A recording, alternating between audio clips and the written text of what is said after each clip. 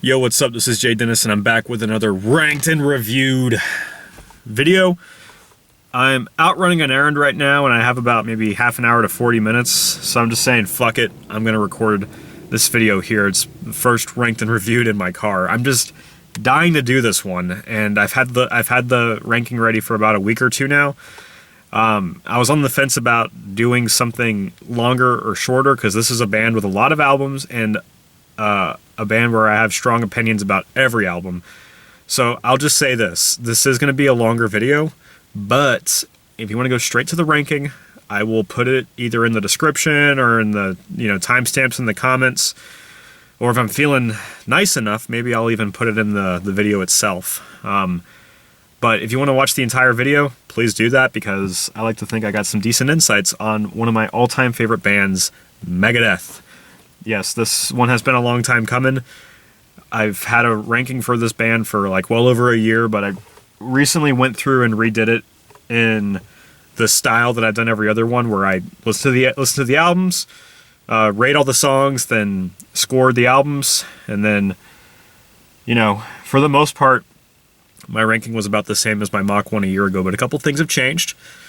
And because I own so many of their 15 albums, I own 7. I'm talking about studio albums. If we're talking about compilations or others, I do have Hidden Treasures and Warheads on Foreheads.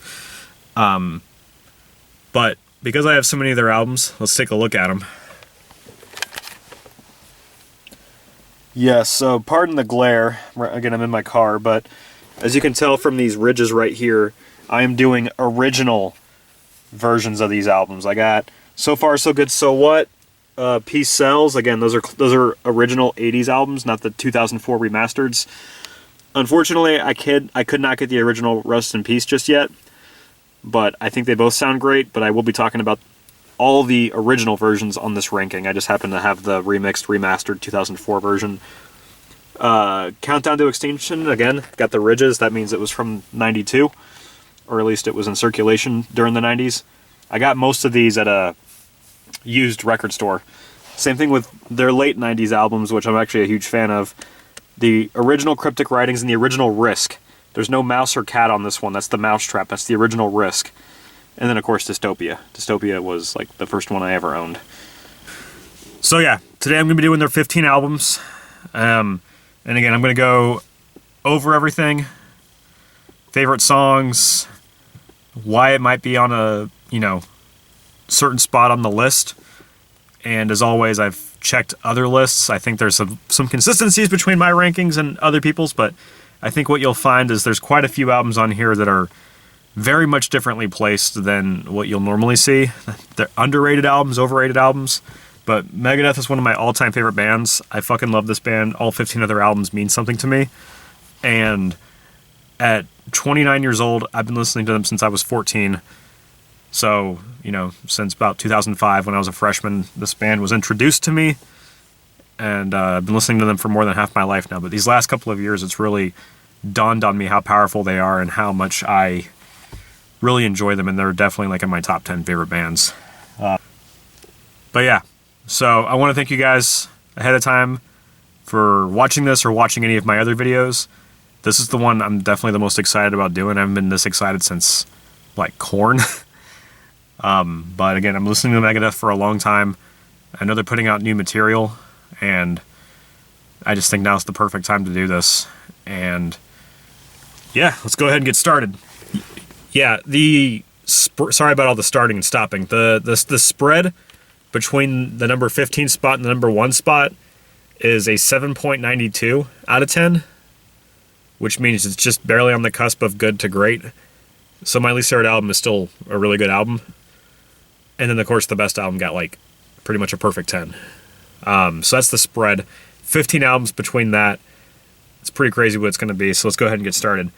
So, at the number 15 spot, we have their 2013 release, Super Collider, which I don't have that album physically. So the thing with Super Collider is it does have good, deep lyrical meaning. Like, it's by no means a shallow album. Like, Dave had to go to some dark places to write a few of these songs. So I'm definitely a fan of a few of the songs. It's just a very inconsistent album, and it got like a 7.92 out of 10. which means it's on the verge of good to great-ish. Like an 8 is great, a 7 is good. So high good, but mostly because it opens up with a solid track. Kingmaker. Kingmaker is an excellent, catchy song. A few of my favorite tracks off the album, which are underrated Megadeth songs in my opinion, are Off the Edge. I love that chorus. Beginning of Sorrow's got a great bass intro, and it's got great guitar work, and it's just a catchy track. And then Megadeth, who in my opinion is kind of hit or miss on cover tracks since the 80s, they put out one of their best cover songs on this album. I think it's Thin Lizzy's Cold Sweat. I love that cover. But other than that, there's a couple of slow tracks on here like Black as Crow, Forget to Remember, Don't Turn Your Back. They're just kind of not great songs, and it kind of drags it down. So from start to finish, I would never listen to this album, really ever. But the 4 or 5 tracks on here that are solid, Dance in the Rain's actually really good too. And Built for War is pretty catchy also. So out of 11 rateable tracks, I'd say about half the album is worth listening to, and the other half is just kind of filler-ish, but, you know, it makes for a decent enough album. It's worth giving it a shot. It just sounds flat. For the most part, it's played in D standard, and Dave just doesn't sound as excited on the album. I don't know if he was going through some vocal stuff or whatever, but it just sounds like a vocally flat album. That's why it's kind of at the very bottom. But it's worth giving it a shot.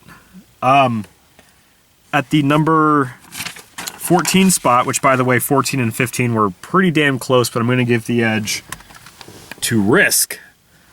The thing with Risk is,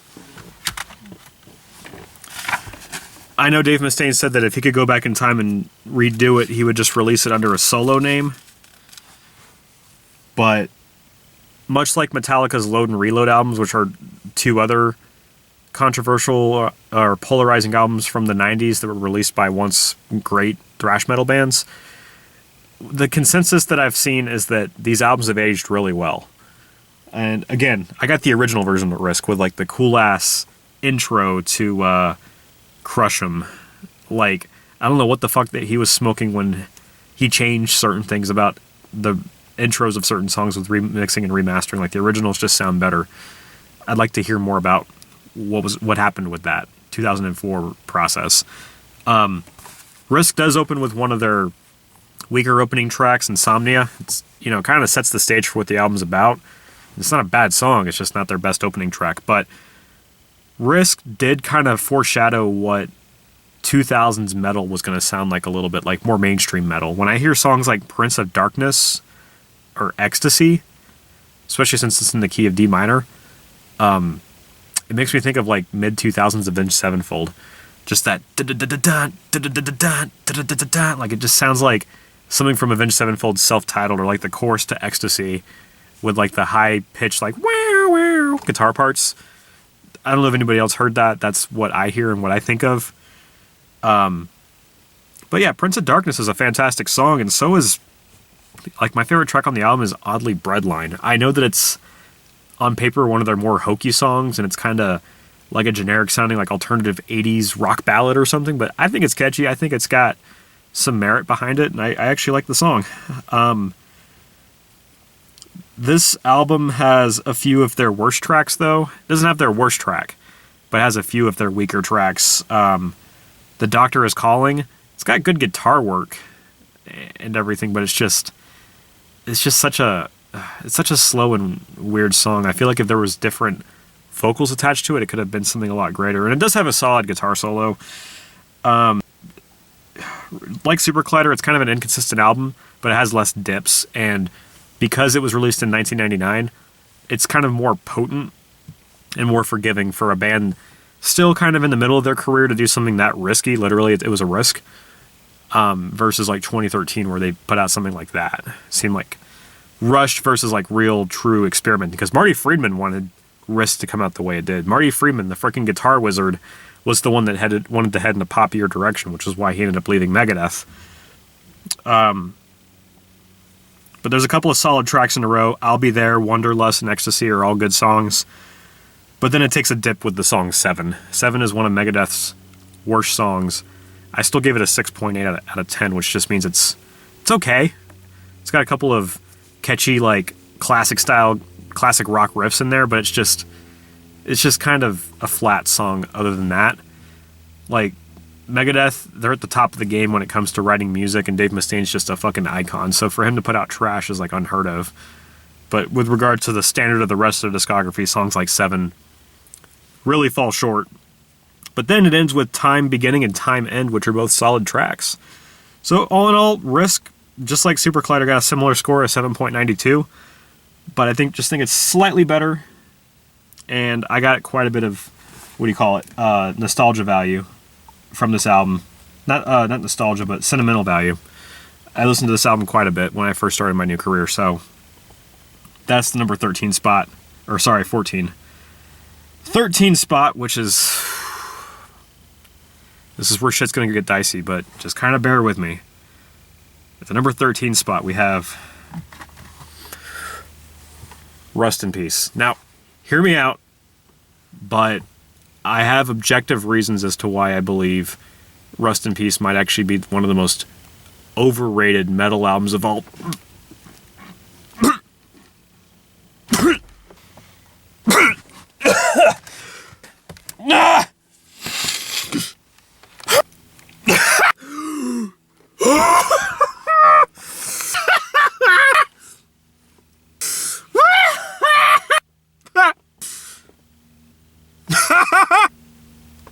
Sorry, I couldn't go through with that.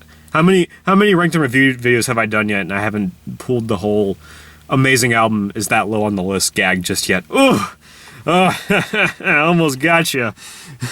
You thought I was gonna put Rust in Peace at the number 13 spot? You scamp. Okay, so number 13 spot actually goes to another album I don't physically own. Their 2004 release, The System Has Failed, which, unlike Rust in Peace, won't warrant that kind of response, but you might be wondering, geez, how's that album so low on the list? I'll tell you why. It's because it is an extremely front-loaded album. Good news is, and by the way, this was the album that was most recent when I got into Megadeth. When I got into Megadeth in 2005, System Has Failed was their most recent album. So it was one of the first albums I was introduced to by my friend who got me into Megadeth. But Black Metal Universe, Die Dead Enough, Kick the Chair, all solid tracks. Kick the Chair is one of probably one of my top 10 Megadeth songs ever. But in terms of the album as a unit, it's at the number 13 spot because it's weighed down by certain songs, including one of their worst songs, the closing track, My Kingdom. I do not care for that song. That might be Megadeth's worst song. And it sucks because it's got a cool instrumental that leads up to it. But, yeah, Shadow of Death is a great instrumental that leads up to it, but then My Kingdom is just, I don't know, it just doesn't sound like a complete song. I don't really care for it. But, with regard to the back half of the album, whatever's decent, Tears in a Vial, Something That I'm Not, and Truth Be Told are all good enough songs, but then other songs like, bear with me here, but I think Back in the Day is kind of just an okay song. And then, of course, Of Mice and Men, okay song, and then My Kingdom. So the back half of the album's got some missed marks. I think this was an album that Dave did all by himself. He didn't really have a full band with him, I think, so maybe, or just where he was at in life, maybe relearning how to play the guitar because he had nerve damage or something, if that was when that happened. So this album had a bit of a handicap to it, but some of the best tracks came out of it. Again, the first 4 songs, Black Metal Universe, Die Dead Enough, Kick the Chair. Kick the Chair is a fucking excellent song. Scorpion is a good song too, and then so is Tears in a Vial. So this album does have some great stuff going for it, but then just the back half just gets really spotty, which means I rarely ever listen to this album from front to back. But Black Metal Universe is an excellent opening song. Die Dead Enough is a really catchy, melodic, but also heavy track. And then it sounds like they kind of kept a lot of the thrash in this album, but they also brought back some of the 80s loud, echoey sounds that you would hear in past albums. So that's why this album's this low on the list. Just as a whole, it's the number 13 album. But it has Kick the Chair on it, so that helps. All right. At the number 12 spot, I'm actually bummed that this one got this low, but here it is. Their 1997 release, Cryptic Writings. Now, from start to finish, I actually listened to this album quite a bit. It opens up with Trust, one of the best opening tracks that Megadeth has. It's actually one of their most popular songs, Trust. But they also still had, this was kind of the transition album between, I don't even know I would say if it was a clean average of Youthanasia and Risk. I really don't know. Cryptic Writings is kind of its own animal. I kept trying to do the stupid thing and keep Metallica and Megadeth compared to each other. I kept thinking that Cryptic Writings and Risk would basically be their load and reload in a sense, because they got slower and more experimental with those albums. But Risk is just so different than Cryptic Writings, because Cryptic Writings has a couple of thrashy songs on it. It's got Mastermind, Mastermind's Disintegrators. It's got fucking She-Wolf, Vortex, Fight for Freedom. Those are all fast songs. The slower tracks are Almost Honest, Use the Man, I'll Get Even, Sen, Secret Place. I mean, it's a solid album. It gets an 8.3 out of 10. So the jump there is pretty good. But yeah, Trust is an excellent opening. It's just kind of an iconic riff. To me, that's kind of like Megadeth's Enter Sandman. The low-end guitar riff that's just really talkative and just really catchy with a really good chorus behind it. There aren't any songs on this album that I gave below an 8 out of 10 except for Have Cool Will Travel. I gave that one a 7.8. It's just an alright song, but this is a solid album. It just got this low because the amount of standout tracks is kind of low.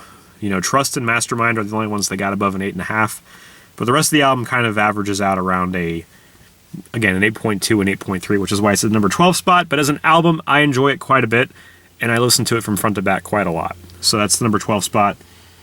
And again, the original version sounds way better than the remaster. Alright, at the number 11 spot, we have their 2007 release, United Abominations. This was another album that was pretty relevant when I was in high school. So one of the other Megadeth albums that I got into early on. What hasn't really changed is You're Dead is still one of the best songs on that album.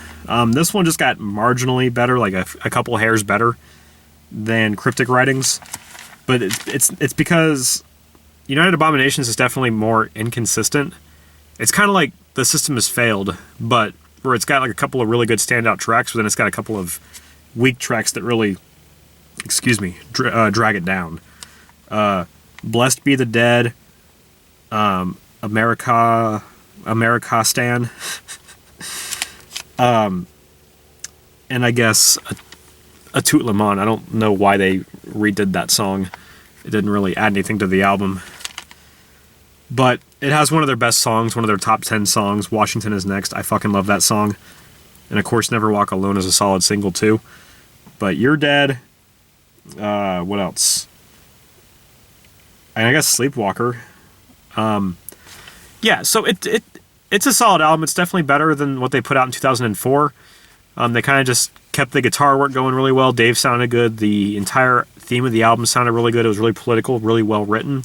Got a little bit of sentimental value there, but I just think it's inconsistent. That's why it landed this low on the list. And again, understand, I know a lot of people probably love a few of these albums a lot more, but like they just have so many other albums from other decades that did better. So for like to rank Megadeth albums is like pretty sacrilegious almost, because to me, I don't think they put out a single bad album. So for me to say United Abominations, which also got an 8.3 out of 10, which means it's a great album, is still this low on the list, but just understand that's why we're doing this.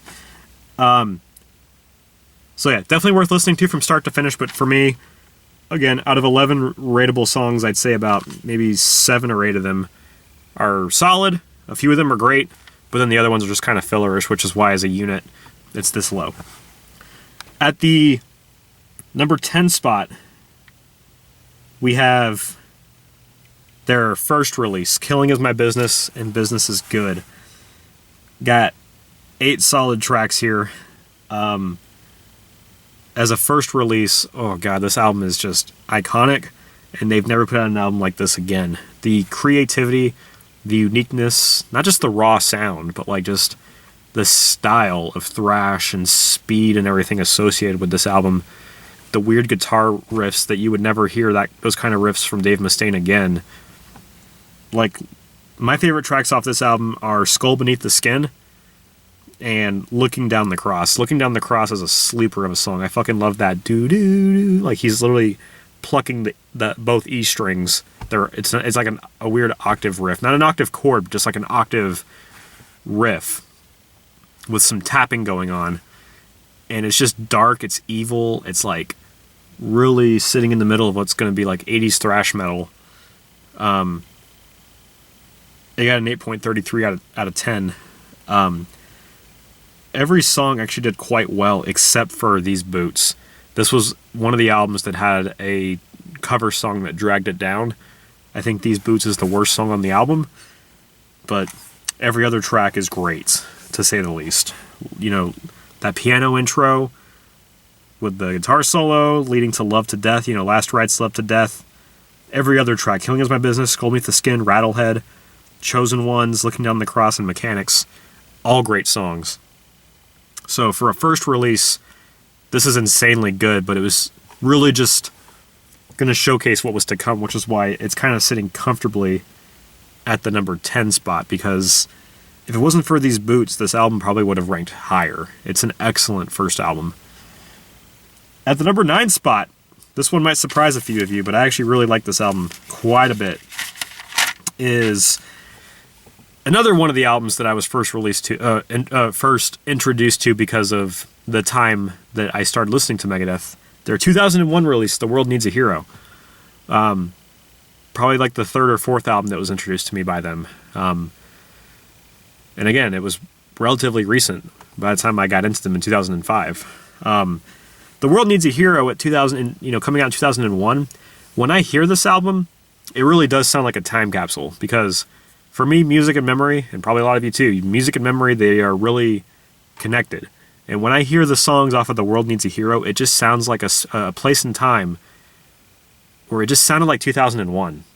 And if you're a middle-aged or older millennial that grew up with Tech Deck Dudes and Tony Hawk and nu metal and all that other cool shit, the X Games, then you'll kind of know what I'm talking about when we say, yeah, 2001. So The World Needs a Hero has a little bit of that edge, a little bit of that nostalgia factor for me. Does it mean that that's the sounds they were encapsulating, per se? Not really. But it does have that association effect for me. And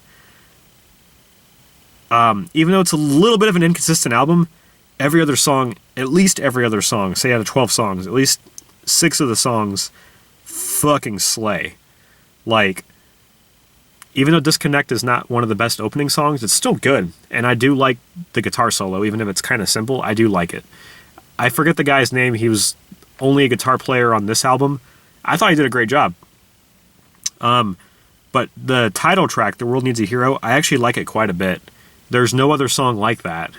Like, the weird telephone call conversation and, like, just the style of play that's going on with the bass line and the weird guitar melodies that are on the low end. Like, you just don't hear stuff like that too often. So The World Needs a Hero has a very unique identity and a very unique theme and mood going on. They kind of scream seriousness and happiness at the same time. Motorpsycho, as corny as it is, I actually really like the song a lot. It's really catchy. I love the freaking high-end wah of the guitar part of the pre-chorus. One of the Megadeth's best songs, Burning Bridges, is on this album.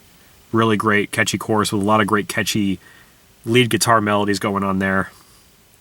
Losing My Senses, another one.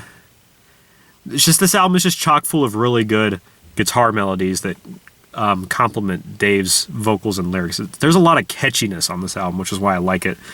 But if we look just straight to the heavier side of the album, Dread and the Fugitive Mind, and I'm going to say it, Return to Hangar, are excellent songs. I know Return to Hangar might seem like a cookie-cutter sequel song to Hangar 18, but Hangar 18's fucking awesome, so if they want to make a sequel to it, why the fuck not? I love Return to Hangar. I got a lot of great memories associated with that song, so this album has quite a few good tracks that bring the score up. Listening to it from start to finish can be a little bit of a chore because there's a few songs like Promises or Recipe for Hate, and even the closing track, Win. Little flat, but whatever. It's easier to listen to from start to finish than some of the other albums that I've already mentioned. So The World Needs a Hero, very underrated album. I haven't seen anybody else put that album this high up yet. If you love this album and you think it's underrated like me, please share why you believe I'm correct. At the number 8 spot, we have, I believe this was the first physical album I ever owned from Megadeth. When it came out in 2016, Dystopia. So here's the thing that's going on with Dave Mustaine. The riffs and the music and the everything are alive and well, but I think just years after singing and everything, I think his voice is starting to wear. So Dystopia could have easily been, and I've seen a lot of people put Dystopia higher up. Dystopia is a solid album, and it is a very heavy, well-written thrash album. The guitar work, the drums, the bass, everything is just disgusting on this album. Obviously, they had to tune down the D standard to probably accommodate Dave's voice, so it does sound pretty great. Some of these songs, like Fatal Illusion, or my favorite tracks are Post-American World, Poisonous Shadow, and then Lying in State. All excellent songs. This album got an 8.44 out of 10. Very solid work, but it's just kind of missing the vocal performance and the catchiness here and there. But if that's a product of Dave's age, then I can't really critique that. You know, I'm sure he's doing the best he can, and God, he just survived throat cancer. And the fact that he's back in the studio, like, the guy's indestructible. He's survived so many things. He survived nerve damage and basically learned how to play guitar again. Dave is a fucking, like, man. Like, that guy is determined, and I respect him for that. But if I'm just being nitpicky, the reason why Dystopia got this low again, it was because of kind of the flat vocal performance, but it really does get made up for by the amazing music of this album. And I think it was Chris Adler on the drums on this album. You really hear that in songs like Post-American World and Lying in State. Like, the drumming on this album is probably one of the best albums for drumming because they got Chris Adler on it. Not that Megadeth has ever had a bad drummer ever. They had fucking Nick Menza and they had Gar Samuelson. Like, dude, you can't fuck with Megadeth drum. Like, Dave knows how to recruit good musicians. That's for sure.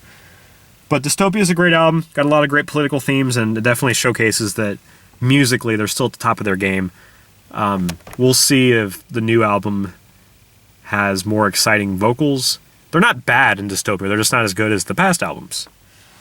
Number 7, speaking of vocals, this is one I have not seen ranked this high yet. At the number 7 spot, I have their 13th album, 13. I love this album. From start to finish, there's a lot of good, catchy shit on here. Like, this is just an evil-sounding album. The tone, the grit in his voice, I don't know what was going on, but just the thing with Megadeth is, even if they've kind of known their sound for a long time, they've never made the same album twice, really. And 13 is just a very unique album, and the music is phenomenal, but also there's just a lot of catchy punk-sounding riffs and vocal phrases and just songs and lyrics. Like, it's just a very good, solid album.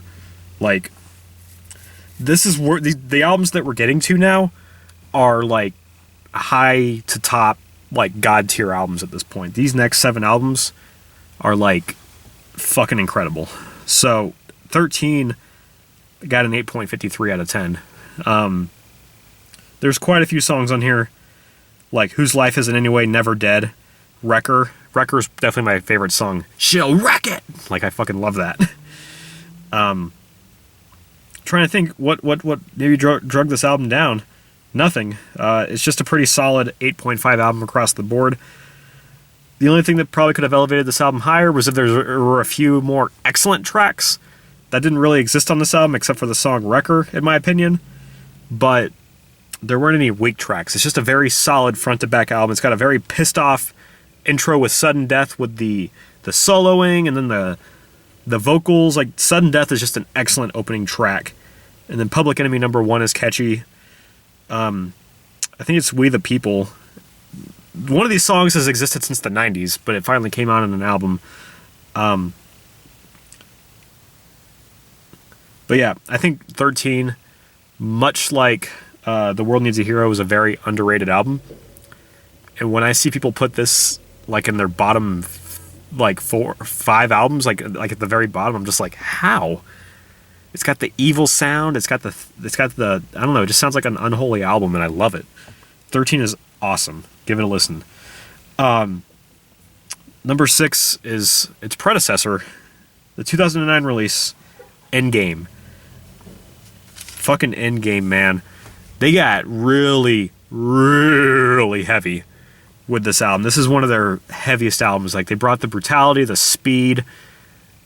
I don't understand how this album doesn't have more love, and I don't understand why there's like no live footage of any of these songs. The only song that really gets talked about off this album is Head Crusher, which is a great song, but in my opinion, it's nowhere near one of the best tracks on the album. In my opinion, This Day We Fight, after that excellent opening instrumental of Dialectic Chaos, I haven't heard an intro that good since Set the World Afire, or sorry, Into the Lungs of Hell from So Far So Good So What.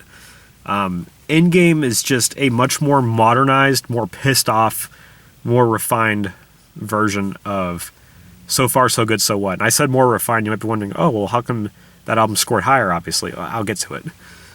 ENDGAME is very much a modern day 80s album with some modern themes. And in 2009, I did listen to this album relatively recent when this came out, and it kind of got me back into Megadeth for a while. But This Day We Fight is just such an excellent pissed off track. 44 minutes is kind of like the kind of like the Never Walk Alone of this album. Catchy ballad. 1320. Anytime Dave Mustaine writes about going fast in a car, like, you know, the 502 or High Speed Dirt, 1320, all these songs are always catchy and just fun and fast and thrashy. The guitar solo in that song really gets me. ENDGAME, much like 13, is just a solid album across the board. No bad tracks at all, but there's just a few higher rated tracks that elevated this one higher up. The closing track, Right to Go Insane, is one of the catchiest Megadeth songs I've ever heard, with a great chorus. Head Crusher is a pissed off song with some brutal lyrics. And then, of course, again, This Day We Fight in 1320, 44 minutes. It's just an excellent, thrashy, heavy, underrated album. This would probably be one of the first modern-day Megadeth albums I'd show somebody, because everything from the music to the lyrics and the vocals is just top-notch. All right, now we're up to the top 5. At the number 5 spot, which I thought this album would score higher, but here we are. We have their, I believe, 1994 release, Youthanasia. A classic 90s album where they kind of slowed down, but they did a lot of well-written, a lot of powerful, potent stuff here. For the year of what was going on and what they were doing, this is an excellent album. This also got an 8.53 out of 10, but because of its place in history and because of some of the other things they did, I gave this one the slight edge over ENDGAME. Again, across the board, solid album, no bad tracks.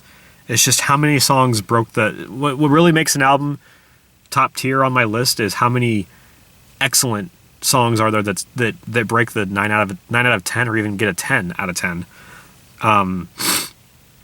Reckoning Day is just such a catchy opening track. You gotta love the fact that, again, this was kind of the golden age of Megadeth, so to speak, with like their golden age lineup of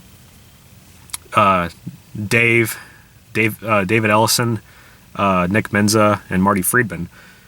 This was the album where they were all recording in the studio at the same time. So they did something unique on this album, and they did something musically impressive. And what really carried it, and I noticed this from watching the documentary, what really carried this album is,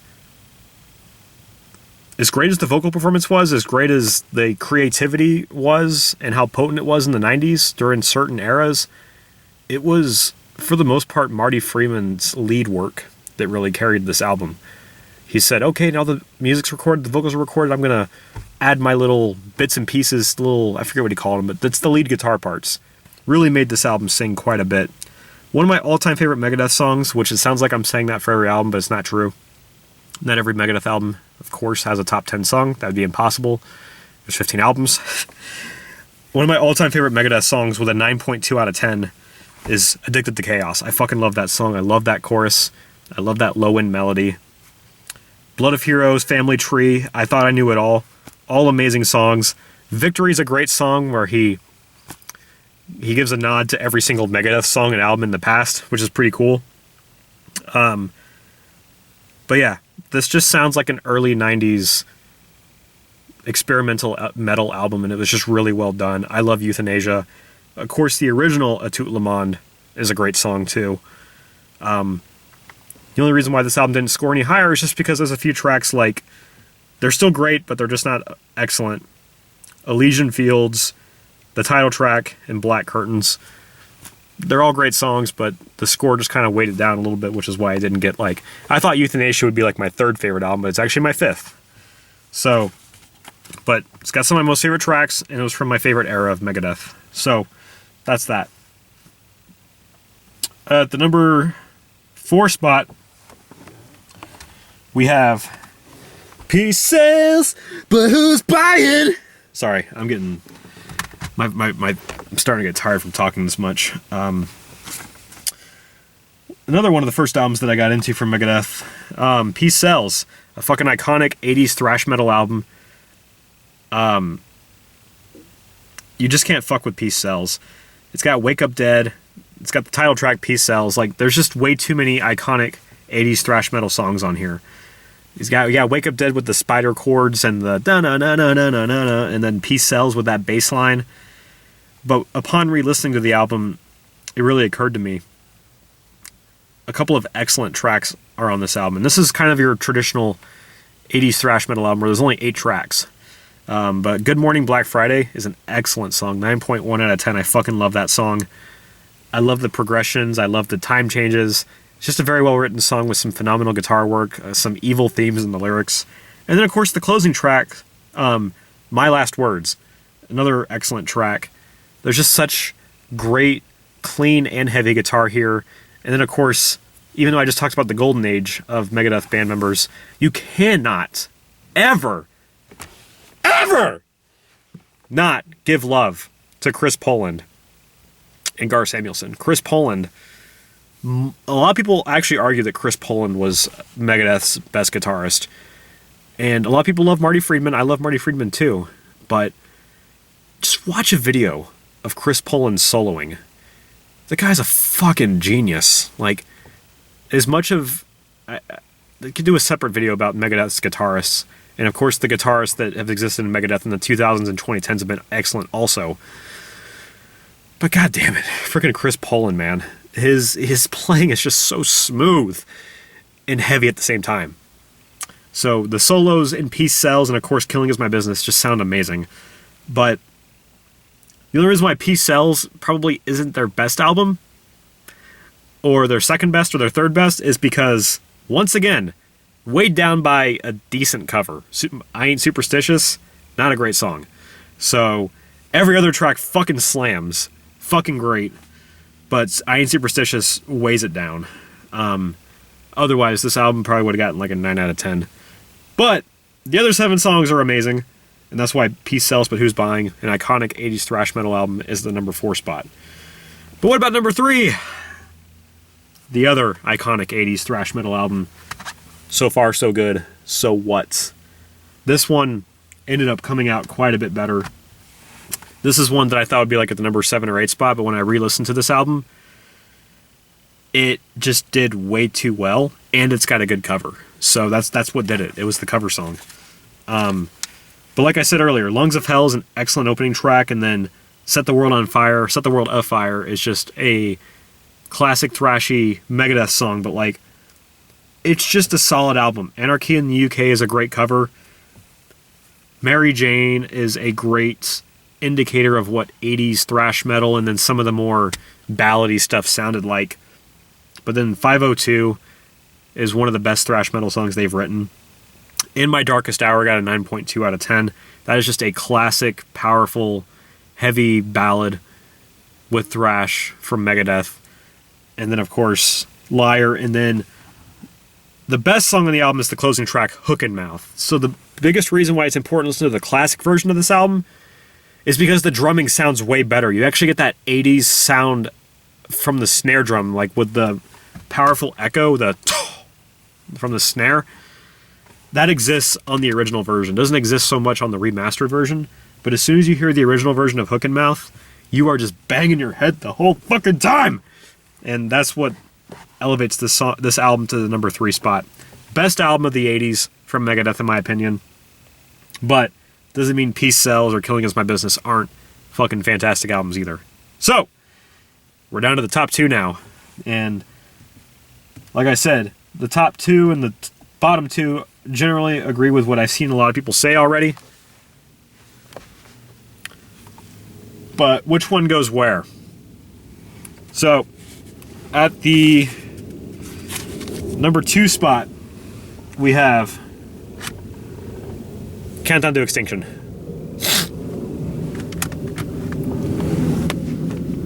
This album is the one that really got me back into Megadeth. I had access to this album back when I first got into them, but I didn't really listen to it. The only song that I listened to back then was Skin on My Teeth, but never really listened to Symphony of Destruction, never listened to any other songs on the albums. If anything, I did not much care for Sweating Bullets back then. My friend tried to get me into it. I'm just like, you're not doing the song justice, and now I don't want to listen to it. When he would sing the intro. But this album is just it's in so many ways a masterpiece. But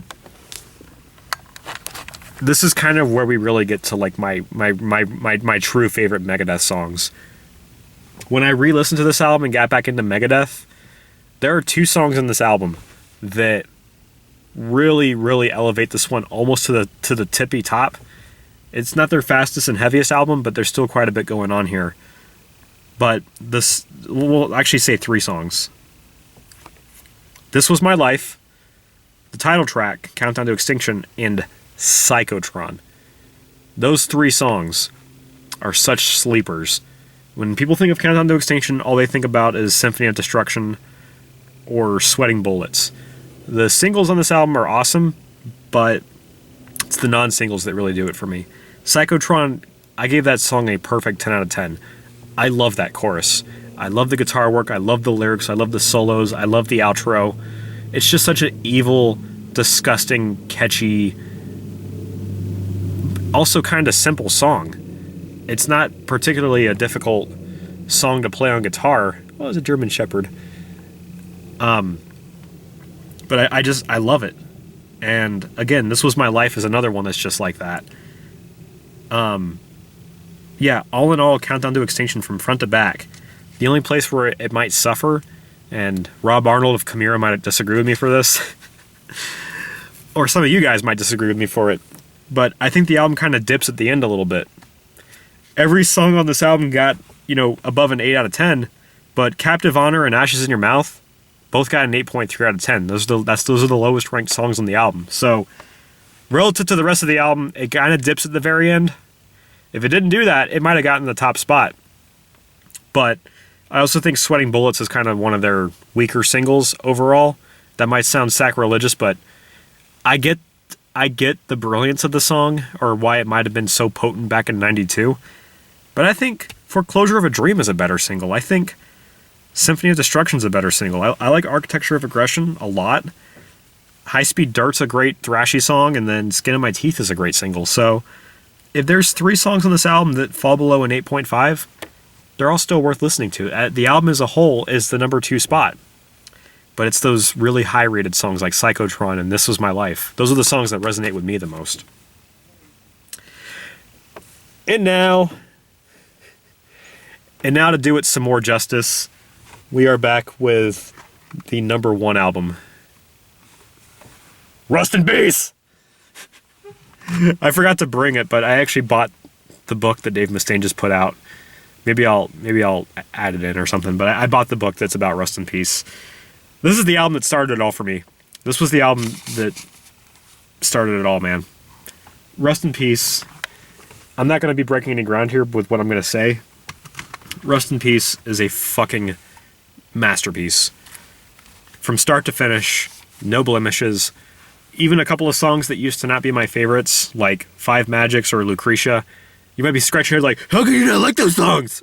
Look, you got Holy Wars, you got Hangar 18, you got Take No Prisoners, you got Tornado of Souls, you got every other song on here. So if I want to put a little less light on certain songs, that's just my opinion. But when I go back and listen to the entire album as a unit, as a whole, it never slows down. The potency, the perfection, the capturing of lightning in a bottle with this album is just simply flawless. With where this band was at in time, and in the year 1990, when there was a transition of metal going on from the thrash metal years to the grunge era, but Megadeth put out this fucking masterpiece a year before Metallica put out their masterpiece, Black Album. Like, there's just so much to be grateful for with this album. And again, this was the one that started for me. The first Megadeth song I ever heard in my entire life was Hangar 18. And I did not believe that a band could be that fucking good. I just got into playing guitar, and this album just did it. Like, oh shit. Alright, yeah, pardon that quick cut. My errand had just finished, but I'm like right on the cusp of finishing this video, so I want to finish. So, yeah, obviously there's a lot I'm going to say about Rust in Peace that probably hasn't already been said before, but what I will say is that some of my all-time favorite tracks are on this album, and I'm going to talk about two tracks that I don't hear a whole lot of other people talk about, and these are my favorite, pretty much my favorite Megadeth songs ever. Right up there with Psychotron is Poison Was the Cure. I fucking love that song. I love that riff. I love that intro. Poison Was the Cure is such an underrated song off of Rust in Peace. And then so is the title track, the closing track, Rust in Peace. There's a lot of sentimental value and a lot of nostalgia that I have for this album. Because of the summer of freshman year going into sophomore year, I listened to this album quite a bit. But just the first time I ever heard Holy Wars, Hangar 18, Take No Prisoners, basically just the entire album. First time I ever heard the solo to Tornado of Souls. Again, it happens every so often during certain parts of my life. It happens less now that I'm older and I'm more knowledgeable about music and stuff, but it happened when I was younger a few times. And of course, Megadeth's Rust in Peace was one of those times where I just thought, how can a band be physically this good? I had the same thought, which, you know, you may agree or disagree with. This is my experience. This is what I thought. The first time I ever heard Bat Country from Avenged Sevenfold, the first time I ever heard Ascendancy from Trivium, first time I ever heard Air That I Breathe from All The Remains, like all these other metal bands that were more modern at the time. And then, of course, again, hearing some classic bands, hearing Master of Puppets, hearing Rust in Peace, I would just think to myself, how is a band physically capable of being this good? This is how? And just when you think you're already getting bombarded with greatness, more comes on. And that's what happened with Rust in Peace. Is pure brilliance and pure metal, lightning in a bottle, catchiness, beautiful guitar work, Marty Friedman in his prime in a sense, Dave Mustaine physically in his prime, vocally. Like, this album just cannot be fucked with. But yeah, it's not just the classic Megadeth songs, like again, Holy Wars, with that amazing storytelling, that amazing guitar progression, Hangar 18 with the fucking dueling guitar solos and the that fucking aggressive ass riff, proving that standard tuning can still be one of the heaviest tunings if used correctly. And yeah, I didn't mention this earlier, but yeah, I love that Youthanasia is half a step down. But yeah, it's, aside from, of course, the classic Megadeth songs, it's really Poison Was the Cure and the title track, Rust in Peace. Everything about war, I spread disease like a dog, discharge my payload. Sorry. Yeah, I'm just lost for words by this album. This album cannot be fucked with, and again, my unique opinions on Megadeth are probably mostly on the albums in the middle of my ranking, but I've seen a lot of people put Risk and Super Collider at the bottom. I would like to have put Risk higher because I don't think it's a bad album, but that's where it's at. And then, of course, the top albums I usually see are Rust in Peace, Peace Sells, sometimes Countdown to Extinction is usually in the top 3. I've seen people put Countdown lower, but overall, their top 5, top 6 albums are all amazing albums that are very solid. But then, of course, again, the top of the top, Rust in Peace is one of only 5 albums that I can think of that I've ever heard in my entire life that is just flawless, perfect 10 out of 10, no blemishes, perfect album. Again, even though I used to not be the biggest fan of the songs Five Magics or Lucretia, not disliking the entire song, just nitpicking, re-listening to them again, it's all just brilliant. And even Dawn Patrol is a cool, it just adds to the storytelling of Rust in Peace. It just adds to the value of the album. It's cool to have a little transition song where the bass line is the main feature. So, I want to thank you guys for watching this ranked and reviewed video. Just to recap, like I promised that I would, if you didn't want to go through and listen to this whole thing, shit, where is it? So to those that wanted to skip it and go straight to the ranking, here's a recap. Number 15 is Super Collider. 14 is Risk. 13 is System Has Failed. 12 is Cryptic Writings. 11 is United Abominations.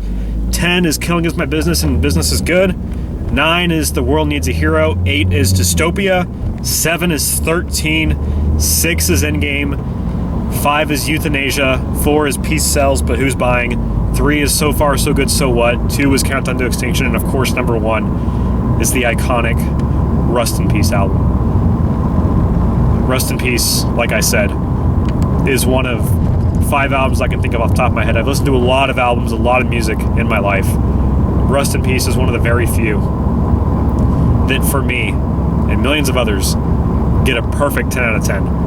As generous as I am with my rankings and my ratings of songs, especially of bands that I like, I am very picky about giving songs and albums a perfect 10. Like, it has to survive all of my nitpickiness and all of my scrutiny to do that. But if it gets a perfect 10 out of 10, that means that it had quite a bit of influence on certain parts of my life and kind of make up the makeup of who I am, not just as a music fan, but also as a human being and as a man. So, Rust in Peace did that. Whatever you like, agree, or disagree with regards to albums or favorite songs or what have you, my ranking, let me know down in the comments. I want to thank you guys for watching. I know this video is probably a little disjointed and a little all over the place, and I'm doing it in my car. But hey, you can also listen to it just audio in the background if you want to. That's how I generally make these ranked and reviewed videos. You can listen to it like a podcast or something. So be sure to check out the rest of my channel, the rest of my ranked and reviewed series. I got quite a few other bands up, but this was one that I've been wanting to do for a while. Again, subscribe to the channel if you haven't already. Thank you guys for watching, and I'll catch you guys on the next video. There it is. I still need to read it, but there it is. Autographed by the man himself.